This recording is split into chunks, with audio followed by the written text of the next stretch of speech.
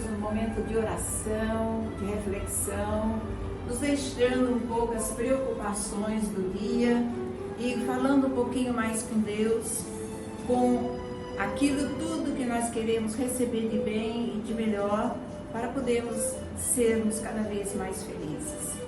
E hoje, de modo especial também, que iniciamos o mês de julho, que seja um mês abençoado, um mês muito rico de graças e bênçãos a cada família, a cada pessoa, nos trazendo paz, harmonia, felicidade e muito amor.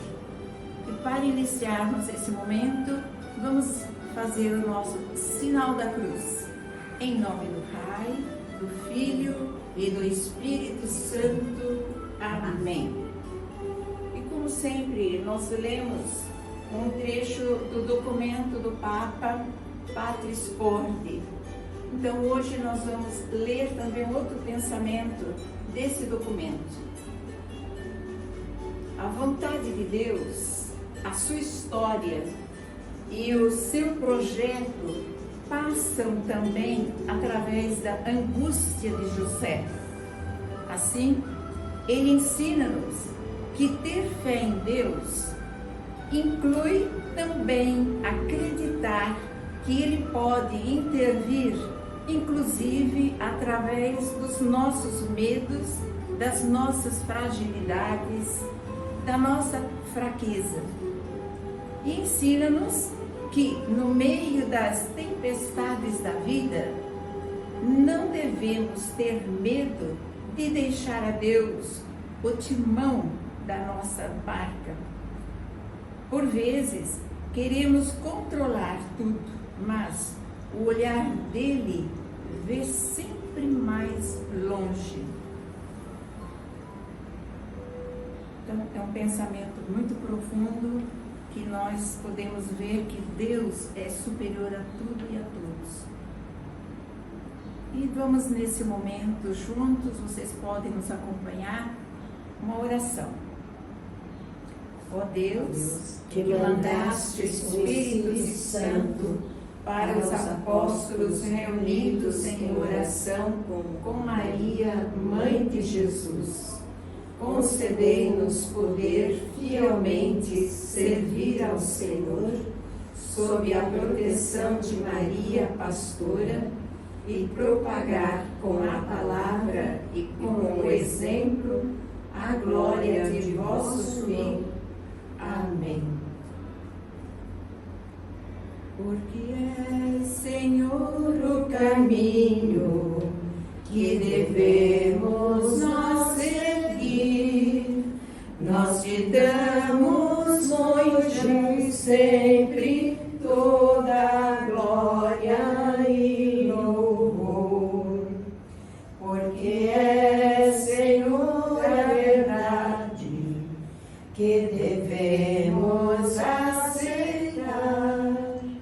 Nós te damos hoje e sempre toda a glória e louvor, porque é, Senhor, plena vida que devemos nós viver. Nós te damos hoje e sempre toda a glória e louvor.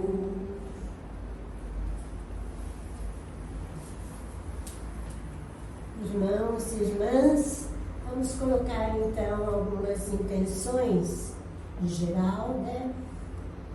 De modo especial, rezemos pelo nosso Papa Francisco, que ele seja guiado pela ação do Espírito Santo. Rezemos também pela nossa igreja, por todas as nossas 13 comunidades, para a glorificação do nosso querido fundador, Padre Tiago Alberione. Também não podemos esquecer de pedir a Deus pelo fim da pandemia, rezar também pelos médicos, os enfermeiros, enfim, todos aqueles que trabalham em prol da vida.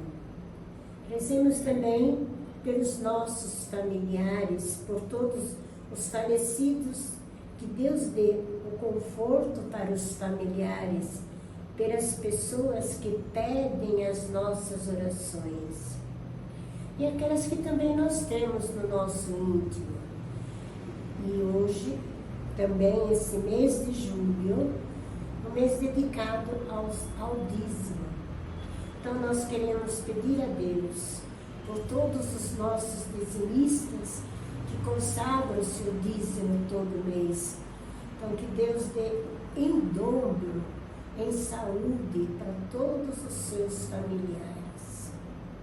Então neste momento agora, paremos uns minutinhos e pensemos numa intenção que você quer colocar, que junto com toda a nossa comunidade, e conosco Jesus Eucarístico, vai atender, temos certeza.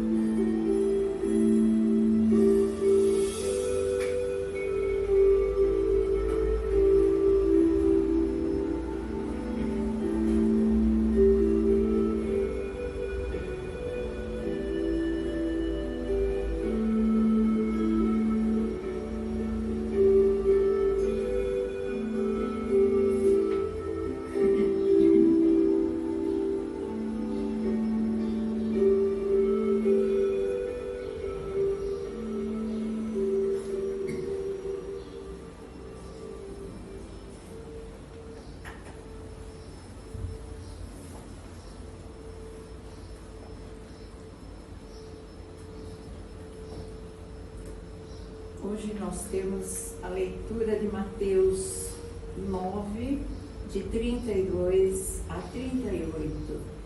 Mateus 9, de 32 a 38. E vamos então aclamar essa palavra cantando. Fala, Senhor, palavra de fraternidade. Fala, Senhor, és luz da humanidade. Fala, Senhor, palavra de fraternidade. Fala, Senhor, és luz da humanidade.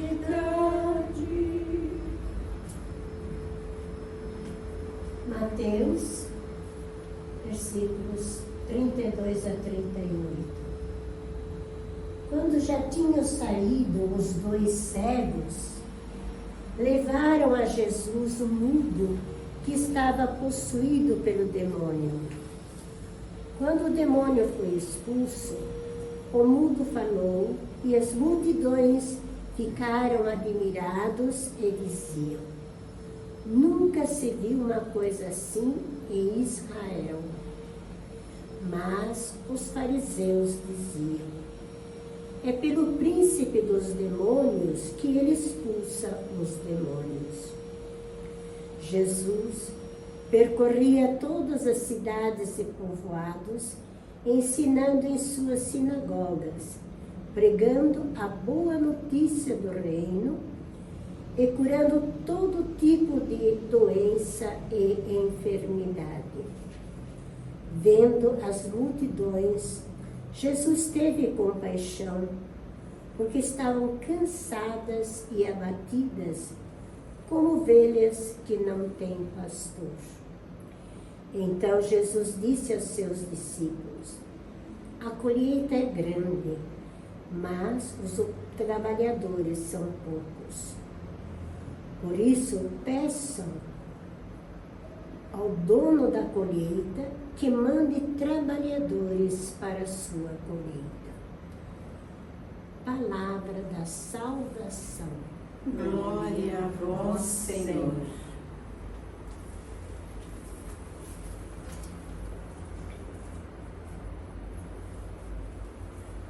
Então, agora nós vamos a uma breve partilha da palavra de Deus que nós acabamos de ouvir.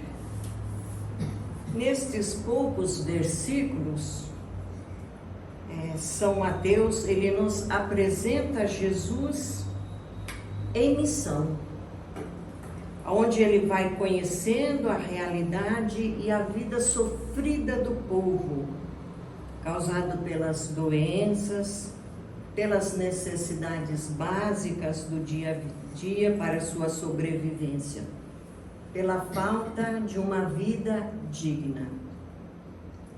Aí, Mateus então diz que Jesus, ao constatar essa realidade, Jesus enche-se de compaixão por aquelas pessoas, porque elas mais parecem um rebanho sem pastor. São pessoas abatidas e cansadas. Não têm uma liderança que os indique o caminho. Não tem verdadeiros líderes que olhem para eles e que apontem um modo de como viver dignamente. Aí o resultado é as doenças, a marginalidade,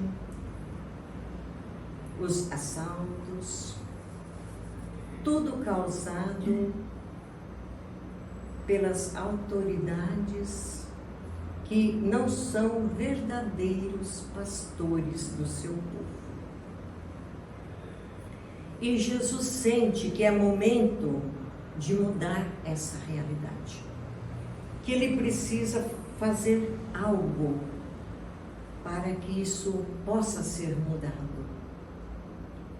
E no texto relata primeiramente que um cego foi levado até Jesus e ele cura essa pessoa cega, essa pessoa que não enxerga. E essa cura realizada por Jesus faz com que então as autoridades e aqueles que se opõem à sua missão, que são seus adversários, a dizer que ele trabalha tomado por Beelzebu, o chefe dos demônios. Que é por Beelzebu que ele realiza tais coisas. Mas Jesus não deixa se intimidar por essa conversa, por essas acusações, por essas difamações. Jesus é muito consciente da sua missão, da missão que o Pai confiou a ele. Ele tem clareza do porquê ele está ali naquele lugar. E ele não pode deixar passar cada oportunidade que aparece de mostrar o amor de Deus para com as pessoas, a misericórdia de Deus para com as pessoas. É por isso que o Mateus nos diz que ele ficou cheio de compaixão, encheu-se de compaixão, sentiu-se paixão por aquele povo que buscava uma vida verdadeira, uma vida mais digna. Mas ele também tem a clareza de que ele precisa de muita gente para ajudar nessa missão. Ele não vai realizar sozinho a missão que o Pai lhe confiou, porque faz parte da sua missão inserir outras pessoas, confiar em outras pessoas, preparar outras pessoas para que possam realizar esse mesmo projeto do Pai junto a Ele.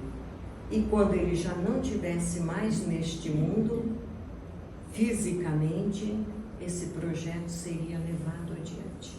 Por isso Ele vai chamando pessoas. E Ele vai usar assim uma expressão, que para o povo daquela época não era difícil entender, né? Porque se tratava de um povo mais agrícola, da zona rural, né? Um povo mais simples. Aí ele vai dizer que a colheita é grande, mas os trabalhadores são poucos. Roguem ao dono da colheita para que envie mais trabalhadores para essa colheita. Jesus está dizendo aos seus discípulos que o momento de agir na história é aquele. É esse o momento. Não pode deixar para depois. Porque a colheita precisa ser feita na hora certa. Porque senão ela vai se perder e não pode deixar se perder. Agora, o que é essa colheita? A colheita é o próprio povo que precisa ser inserido no reino de Deus. É para isso que ele veio. É para resgatar a vida. É para libertar a pessoa. É para trazer a pessoa, o ser humano, para dentro de um projeto que faça com que ele viva bem, ele se relacione bem, onde todos sejam considerados pessoas com dignidade. Esse é o projeto do reino. Aí ele vai confiando essa missão aos seus discípulos, que futuramente vai se estendendo a outras, até chegar até nós. Então hoje todos nós temos essa responsabilidade. Jesus nos chama a cada dia. Se nós levantarmos os olhos, basta os olhos da imaginação, por esse mundo de Deus, nós vamos ver o tamanho, a quantidade e a profundidade do sofrimento de milhares e de milhões de pessoas que não são mais contadas, que são desconsideradas pela sociedade. É preciso romper com o sistema que escraviza, com o sistema que exclui as pessoas, com o sistema que não considera aquele que teve menos oportunidade da vida, que não rende tanto aos olhos deles, né? Mas é preciso restaurar, trazer para dentro, incluí-las novamente, porque é isso que Jesus sonha, é o mesmo sonho do Pai, trazer para um novo projeto todos aqueles que estão fora, todos os desconsiderados. Enquanto eu preparava essa partilha, me veio em mente um caso real, né? Uma realidade, não é um caso, né? A realidade, assim, do lugar onde eu já morei, onde eu vivi a minha infância, né? Acontecia com frequência lá. Quando uma pessoa, né? Eram pequenos proprietários, arrendatários de pequenos terrenos. Mas quando acontecia o momento de uma colheita, fosse a colheita do arroz, do milho, do feijão, e se naquele dia que ele planejou aquela colheita, está iniciando aquela colheita, e surgisse um sinal de chuva, de uma chuva que cairia, com certeza, todos os outros moradores ali daquela região corriam para aquele lugar para ajudar a fazer a colheita antes do momento da chuva, antes que a chuva caísse. Então era uma coisa muito bonita juntar aquele povo. Dava para perceber a alegria que todos sentiam em não ter deixado perder a colheita. Essa é a alegria do reino de Deus, de todos que se colocam à disposição do chamado de Jesus para ajudar nessa colheita. Hoje nós temos que pensar muito bem. Todos temos responsabilidade sobre os Lázaros que estão por aí, excluídos, marginalizados, mortos por um sistema que os fez assim. Não podemos permitir. A força do nosso batismo tem que nos levar a algo muito acima disso, que é cuidar da vida de todos, que é trazer todos para dentro do reino. É nossa missão e foi Deus que confiou a cada um de nós, como Jesus naquela época confiou a aqueles que Ele chamou para iniciar junto com Ele a missão do reino neste mundo. Então hoje vamos ficar com essa mensagem pedindo, que o Senhor nos conceda essa graça de nos sentirmos entristecidos e responsáveis por todos os Lázaros que estão por aí. Somos responsáveis pelo resgate da vida deles. Louvado seja nosso Senhor Jesus Cristo. Para sempre seja louvado. E nós vamos continuar refletindo sobre o documento do Papa Francisco, Evangelii Gaudium. Hoje vamos falar um pouquinho do desafio de uma espiritualidade missionária. É o que a igreja sempre espera de cada cristão. Então, hoje nota-se muitos agentes pastorais, também pessoas consagradas, uma preocupação um tanto exagerada para se ter um espaço pessoal, para que sejam pessoas autônomas, Pessoas que pensam só em si próprio e que levam a viver os próprios deveres como apêndice da vida. E assim, não fazendo parte de uma própria identidade. Negócio muito delicado na vida do ser humano. E nos agentes pastorais, independentemente do estilo espiritual ou da linha de pensamento que possuem ter, desenvolve-se o relativismo, ainda mais perigoso do que o doutrinal. Veja o que a vida embasada no relativismo acontece na vida do ser humano e na sociedade. Tem a ver com as opções mais profundas e sinceras que determinam uma forma de vida concreta. O relativismo prático é agir como se Deus não existisse. É decidir como não existissem pobres. É sonhar como se os outros não existissem. É trabalhar como se aqueles que não receberam o anúncio não existissem. Então veja o que o relativismo nos leva a viver.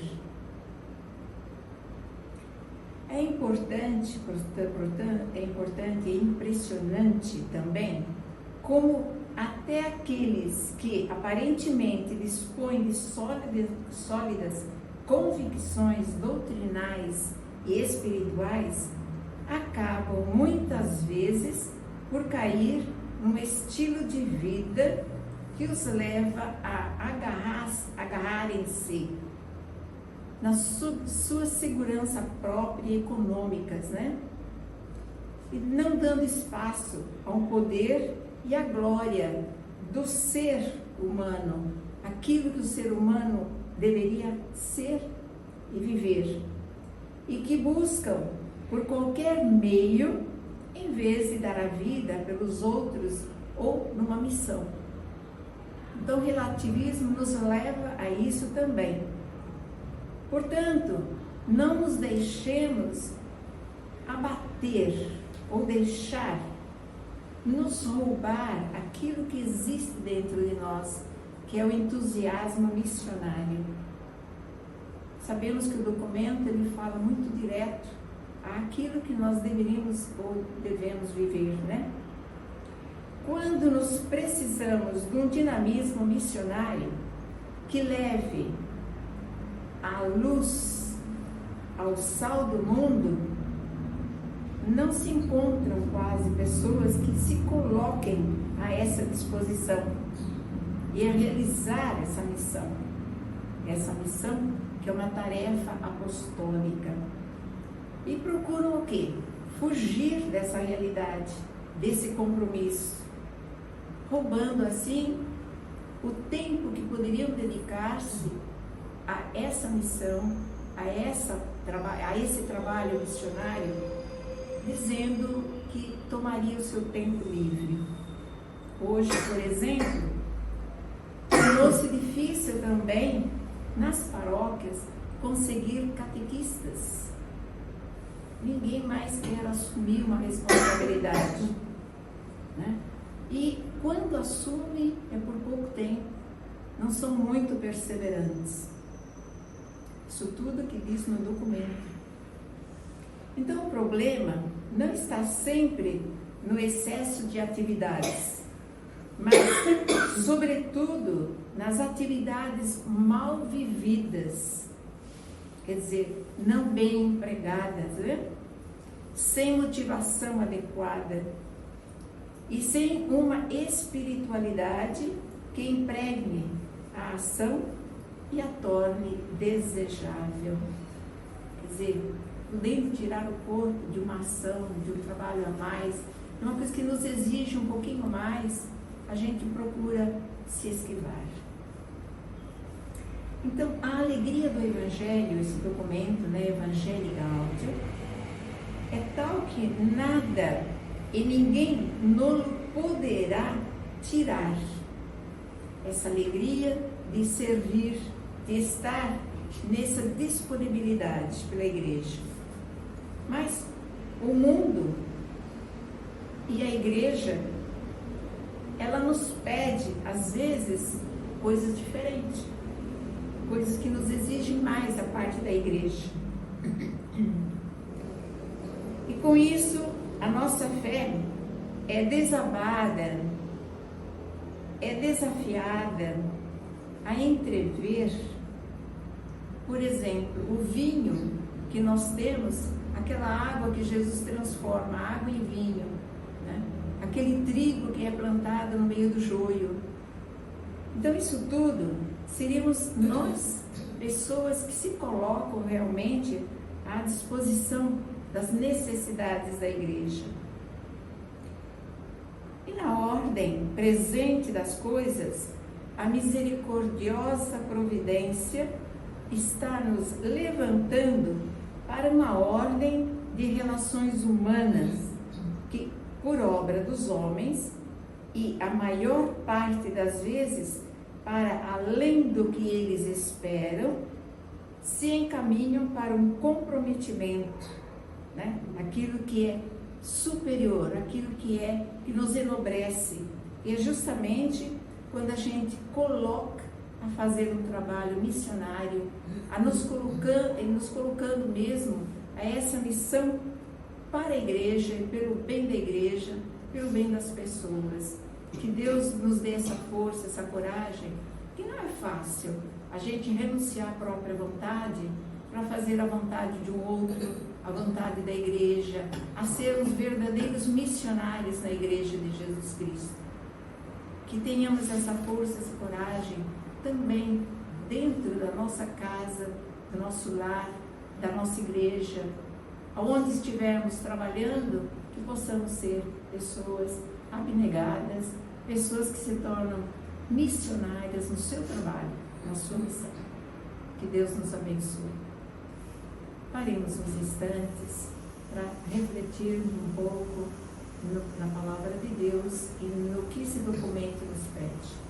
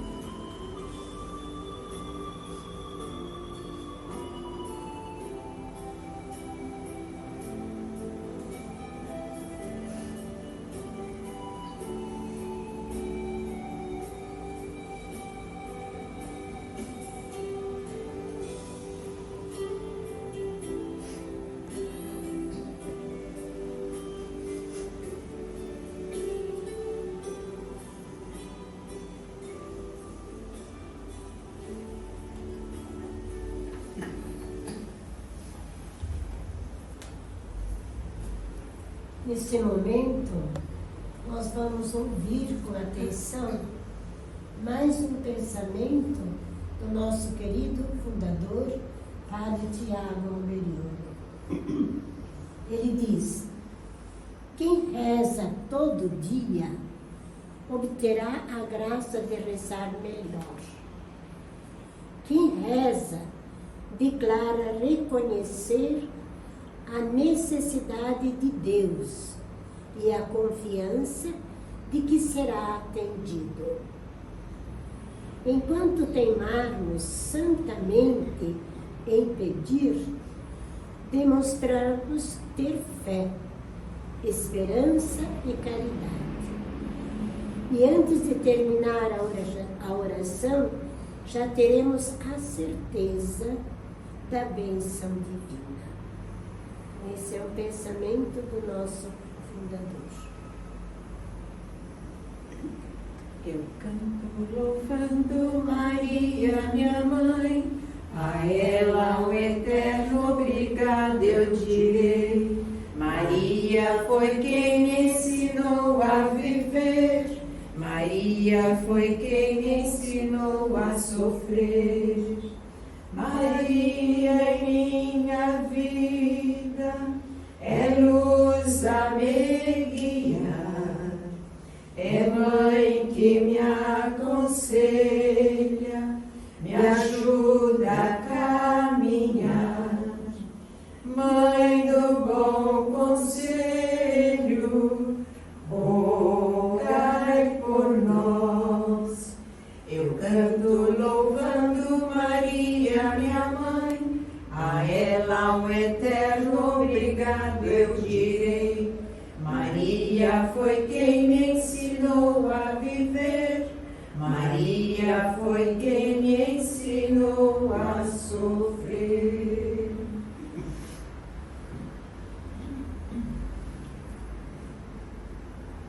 E nós vamos chegando ao final da nossa oração. Antes de finalizarmos, só gostaria sim de renovar o convite que estamos fazendo, ultimamente, às jovens meninas, para se achegar mais a nós, assim, conhecer a nossa vida e a nossa missão. Se alguma de vocês já pensou alguma vez na vida religiosa, então venha nos conhecer, venha tirar a sua dúvida. Nós estamos aqui à sua inteira disposição. E será assim uma alegria muito grande a sua presença aqui na nossa casa. Então nós estamos aguardando a sua visita, tá?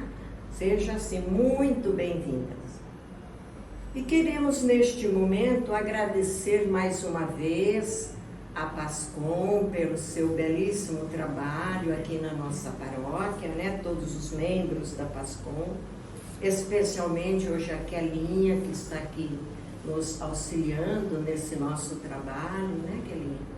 Muito obrigada, que Deus continue te abençoando sempre, abençoando a Simone, que também, né, juntamente com você, realiza esse trabalho de ajuda a nós aqui, né, nos auxiliam. E a você, minha irmã, meu irmão, que esteve conosco neste momento de oração, a nossa gratidão. A sua presença neste momento conosco faz muita diferença, é muito especial. Nós queremos dizer que amamos a cada um de vocês e contamos sempre com a sua presença, com a sua oração neste momento. E nós rezamos por cada um de vocês também. Muito obrigada por essa companhia muito boa neste momento. Que Deus e Nossa Senhora continuem abençoando e conduzindo a cada um de vocês. E a todos fica o nosso carinho e o nosso abraço muito afetuoso. Recebam o abraço de cada uma de nós agora. Boa noite a todos e até a próxima terça-feira, se Deus quiser.